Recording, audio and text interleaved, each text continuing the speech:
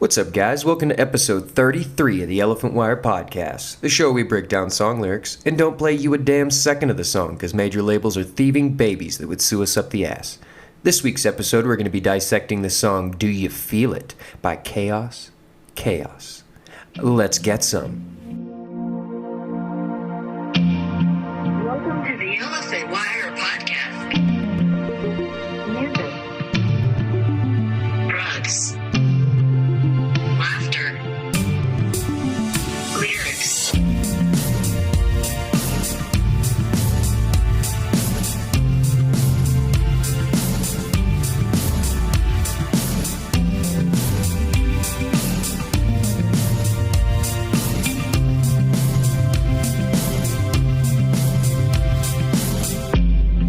What's good, everybody? Episode 33, just moving and shaking. We got a fun episode today, Chaos, a fantastic little band that I will just, right off the bat, I found out about them from Rick and Morty. But after finding out about them, I did a little bit of research and I was like, ooh, oh, these girls are cool as hell. But yeah, let's get into it. Chaos, indie synth pop band based in Brooklyn, New York. They're originally from Seattle. They got their start really young. They started under a completely different name. They were called Smoosh. In an interview, they actually refer to Smoosh as a kid band that they were in much younger.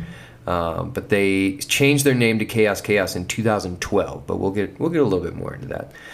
The band is two sisters who actually founded it as children. You know, like I said, they originally in the band Smoosh. You have singer and keyboardist. They call her Asy, or it's A-S-Y-A. Asy? It's a very pretty name, whatever it is. And then the drummer's name is Chloe. And they released three albums as Smoosh, and then a couple EPs as Smoosh. But their fourth full-length album they released as Chaos, and that's kind of brings us into where we're in today. Originally, they were more of just a band, but anymore, like I said, they're more of like an indie synth pop band, much more electronic as they've gotten older. How Smoosh actually got their start is a rather interesting story. They were in the year 2000. They were with their family. Like I said, they're originally from Seattle. And they were at a music store called The Trading Musician, which I've been to Seattle a few times and I haven't been able to make it there. I really want to go there. It's definitely on the bucket list. But they were at a music store, standing in line, and they were waiting to get a violin restrung.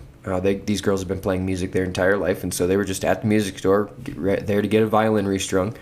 And while they were waiting in line, Asy and Chloe, they kind of just wandering around the store because they're children, and they wandered into the drum section, and they started shooting the shit with somebody. And that guy happened to be Jason McGurr, who is the drummer for Death Cab for Cutie. As the conversation went on and the parents come over and they're talking and as things transpired, the family ended up leaving with a $600 drum kit for Chloe, and they also had McGurr's card for his drum school, and then they did not get the violin restrung while they were there. But whenever when McGurr, Jason, the drummer for Death Cab for Cutie, when he found out that the girls had been playing piano and writing songs since they were very young, he's like, oh, okay, this can absolutely be something. Like we need to stay in touch. That was in the year 2000. Fast forward just a very short time later in 2006, and they're fucking playing on Jimmy Kimmel Live. Like not much time later. Now, as far as them changing their name, it was kind of a twofold. Like I said, I mean, I heard them say in a couple interviews that, they refer to it as just being in a kid band. And so, as they grew up, they realized they needed to kind of, rebrand themselves or, whatever, however you want to go about saying it. But they, in 2012, they actually changed their name from Smoosh to Chaos, And one of the reasons that they cited was because of a South Park episode with Snooki, where she's running around telling everyone that Snooki wants smush smush. And they were starting to get, I'm sure people were poking fun and things of that nature. So they decided, yeah, you know what? We're just going to change it. So they changed it, actually. It's a historical name for a species of amoeba, which they say the reason being that amoeba is simple but always changing.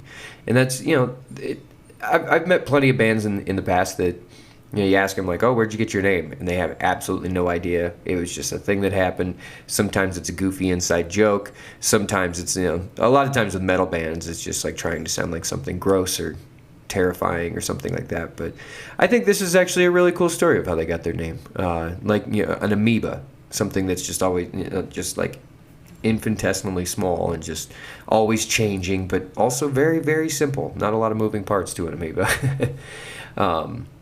And the song we're talking about today comes off of their I guess it's not a full album. I guess it would be technically an EP. Came out in October of 2014. The album's called Committed to the Crime. It is a fantastic album front to back. It's outstanding. And they, like I said, they changed their name in 2012. This album came out in 2014. And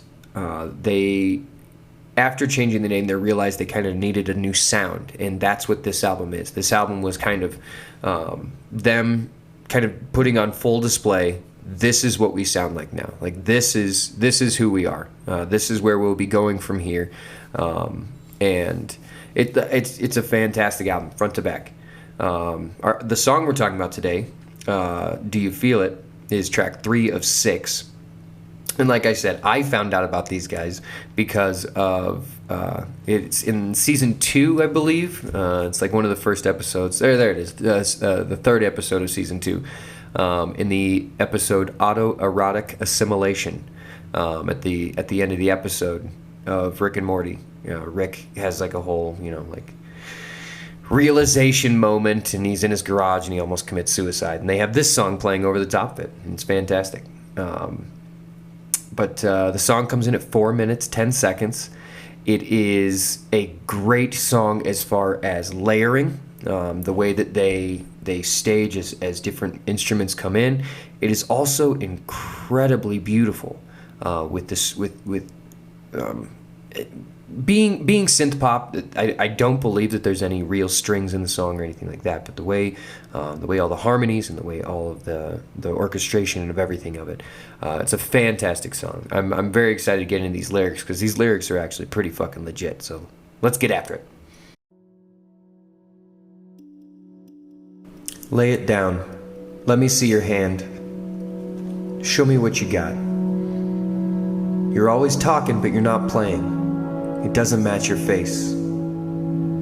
Gotta find my way away from this place. Can you take me now? I want it. I want it real. Are you afraid of me now? Do you feel it? Do you feel that I can see your soul? Do you feel it? Do you feel the beat in your heart? I want it. I want it real. Run away with me now.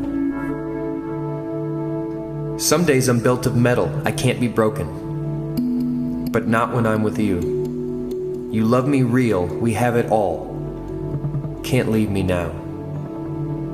I love the way you are today. Run away with me now. Wind in my hair 'cause I don't care. Baby, run away with me now. Drinking in the summer, I'm good at running. I beat you in the race again. Are you afraid when I look your way? It's easiest to stay at home. But then we taste it. We gotta have it. We have no control. Where is the love, the kind we dream of? The kind that makes us young. The kind that makes us young. Don't leave me. Never leave me out.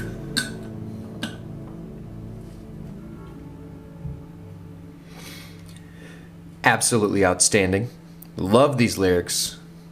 I am there's a lot to go through here today. There's quite a bit to go through. We didn't well, I say I didn't really, when I started like diving through these lyrics and picking them apart, I was like, man, there's a lot in here.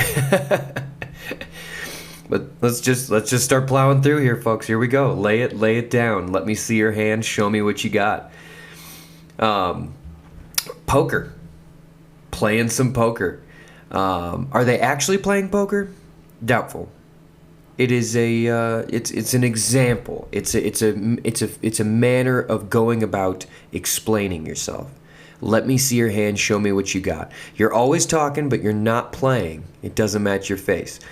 And this is absolutely just talking about the poker face, the game, the getting your hand and guarding your cards until you're ready to show your cards, and this, the chaos here, quoting, basically just saying they want to know how someone feels about them, because she continues on and saying, "Gotta find my way away from this place. Can you take me now?"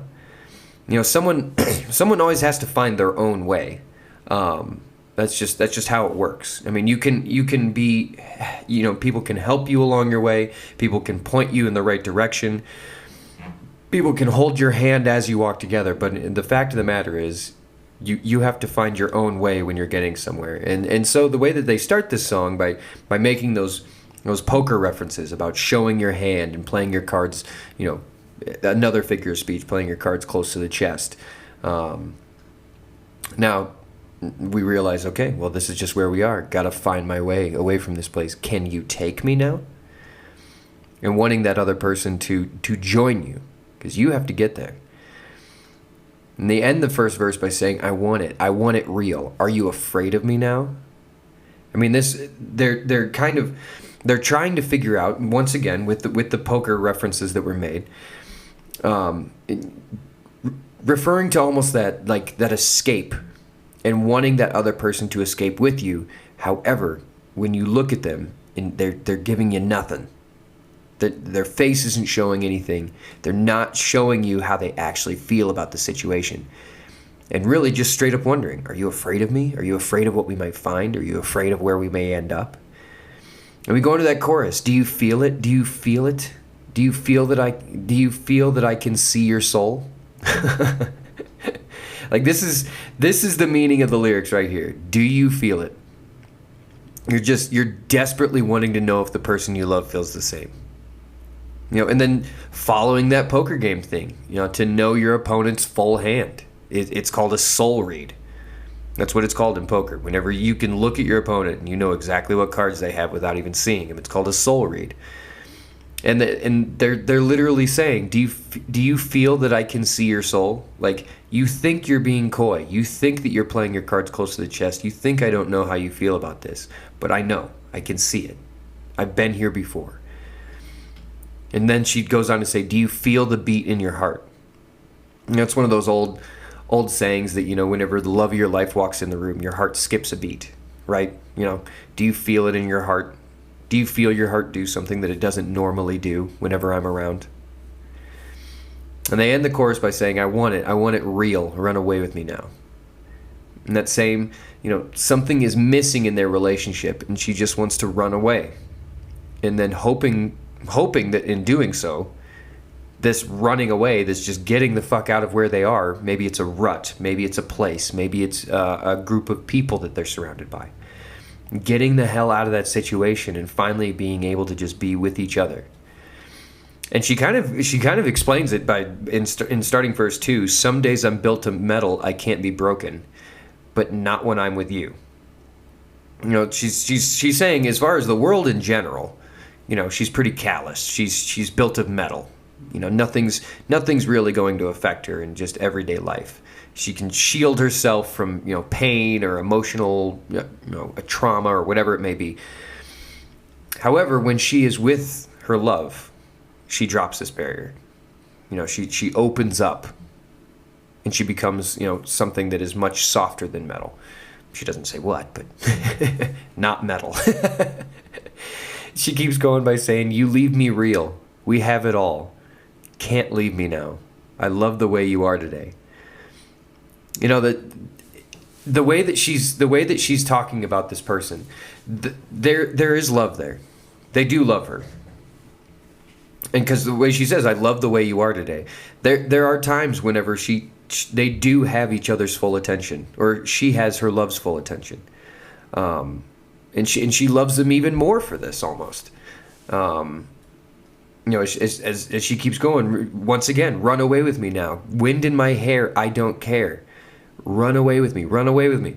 She wants so badly to just have where she has, she can give all that trust to this person, with her past, with her emotional baggage, all those things that are coming with it, and she can just trust them to stay by her side and know that no matter where she goes or why she goes there, that they will be there.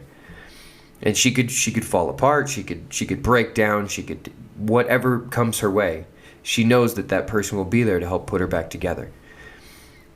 And she so desperately, this whole song has been begging, "Run away with me, run away with me. We need to get out of here. We need to be each other. We need to be this one single unit. Like, are you afraid of me? Do you not want to be a part of it?"